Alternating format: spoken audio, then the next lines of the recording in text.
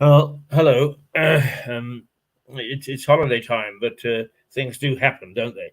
And I'm trying to get some light on my face there, but not entirely successful. So you'll have to see me in half shadow. I'm just popped into my two tuppence worth and that of Mirador Television into the row that's going on about the bus station and the latest setback for those who would either keep it or want it to see it used for other than the application that's been made by the generator group. There was a setback because I think it's Heritage England, is it? Let's see. I just want to get this absolutely right. It's well, always nice to make sure that you try to get things right, even if it interrupts the flow a little bit. But it's Historic England. An application was made to Historic England to have the bus station listed as a building, so that it would could not be tampered with except under license. And that has been turned down, and it is seen as a setback. The fight to keep the bus station or to oppose the application is overwhelming. The objections to the project plan put forward by the generator group and listed with the Southdown Parks it has it has 850 plus objections, and that's pretty substantial. Far more than any other uh, issue has created. 850 to please do not do this to the bus station. Well, it seems to me that perhaps the fight should be taken in a different direction. We've the fact is, it is well known that I and the view of this station is that governments are pretty useless. It doesn't matter which levels you're talking about. There's a lot of jaw, and nothing much happens. And as we go into a crisis in this country, on many fronts, it's been shown that inactivity is the blight of government, and that although much has been said and much strutting takes place, is very little actually gets done. So I wonder whether it is time for us to put pressure on the other side, on the corporate side. The developer is a group called the Generator Group. Now, the Generator Group is considered to be an SME, a small to medium-sized enterprise. It is fairly substantial by anybody's standards, but nonetheless, it's classified as an SME. And since SMEs make up almost 90% of the British economy, it is therefore an important element. And we mustn't actually just willy-nilly wave our hands and say these people are doing or going against the will of the people. It seems to me that the government is not doing much to back the will of the people, never does. Therefore, let's turn to the corporate sector. Let's turn to the generator group. Now, they say in their on their website is that they take projects that are genuinely exciting to them, that will stand the test of time, and that will remain remain projects that they can really take a pride in. Now, if you go through their website, there's nothing naughty about them. They file with Companies House each year. They have a fairly well, they seem to be a half decent company, and some of their projects certainly I can see fulfill their stated objective. Not all would please me. I'm very traditional, as you can probably tell, from the way I dress, the way I behave, the way I sound, and the opinions I express. very traditional indeed, and therefore quite conservative with a little c. So some of the things that they built is I would be a Margaret Thatcher and drop a hanky over them. But nonetheless, some of the things that they've obviously worked closely with, and they've been sensitive to the situation. So I wonder if it is time for us to take the pressure off the government, which never works. I mean, how many planning applications have we had turned or objections turned down for obscenities that what people want to build in the middle of Lewes? I mean, with all due respect and no disrespect to the football lovers, but the Amex Stadium was it was overturned at the last moment by the government.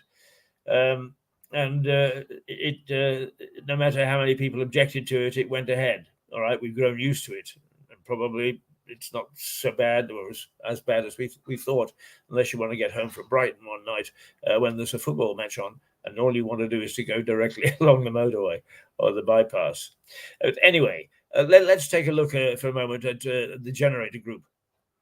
They seem to be a half-decent company, but if you actually look on their website, and despite all that they have written about themselves and about their aims and objectives and what nice people they are, if you actually put in a search for corporate social responsibility, you find nothing. It's a blank. And it may be that to many people listening to this, corporate social responsibility, what is it?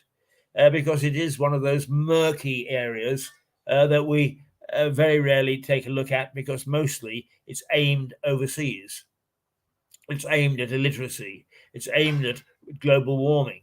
But it is meant to apply to all businesses in any given country. Now, countries like India, and I think that Denmark were the first, have actually legislated corporate social responsibility into a company law. Overseas, companies need to put the United Nations guideline of 2% of their profits to corporate social responsibility projects and activity. In this country, I think it's the 2006 or 2010 Labour Relations Act, or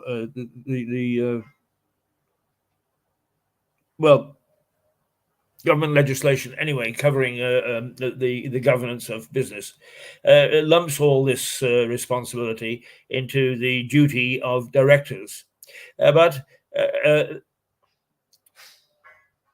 the developer has a board of directors. They're listed. And those directors have a fiduciary duty under employment law, under business law, to make sure that they are doing their best to satisfy the demands of the community, of their workforce, of people, etc., etc.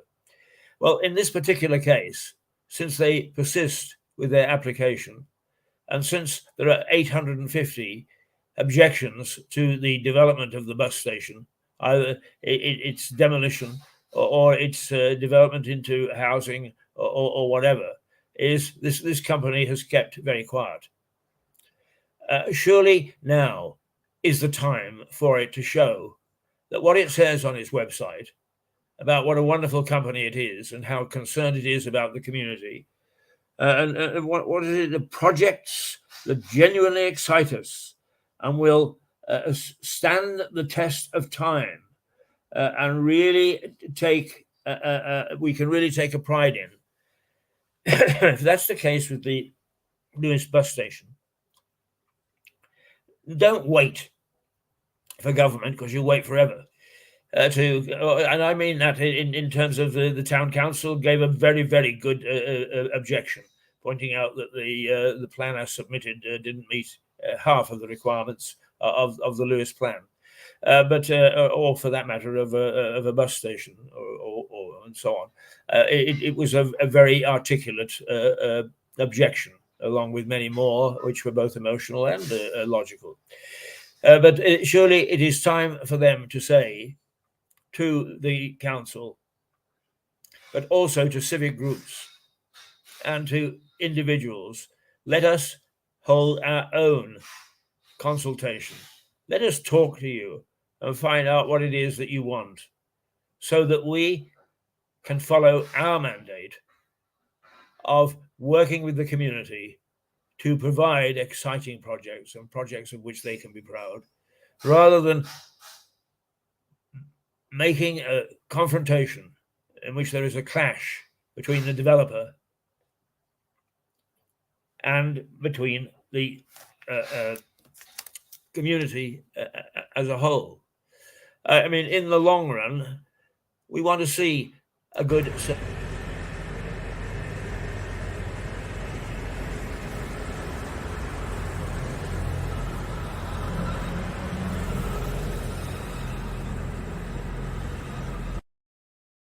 and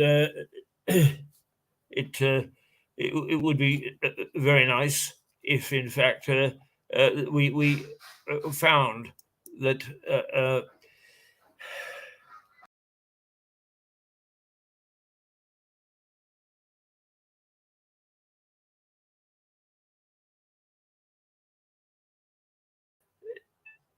I think the corporate social responsibility, which is not law as such in this country, but which is enshrined in business legislation and what the fiduciary duties are of boards of directors, is that this should be a new way of approaching the issue of the bus station and what should happen to it, and that the generator group should show that it believes what it says on its website and that it is genuinely concerned about communities.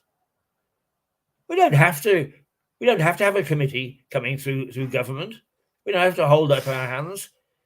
We don't even have to have a committee coming through charities or established organizations.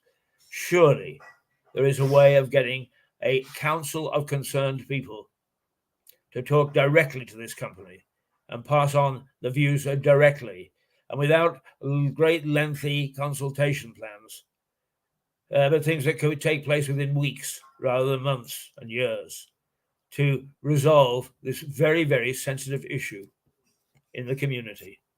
Surely, generator group, without being pushed by corporate social responsibility and what's expected of you in law or in voluntary contributions to our community, surely talking isn't going to hurt you. One thing is for sure, there are plenty on our side who are ready to talk. What about it? I'm Keith Hayes, and this is a view held solely by me, solely by our television company, Mirador Television, and nobody else. So if it drops by the wayside, I shall not be surprised. But I wonder, in the various parties, why not give it a try? I'm still on holiday. Toodle pip.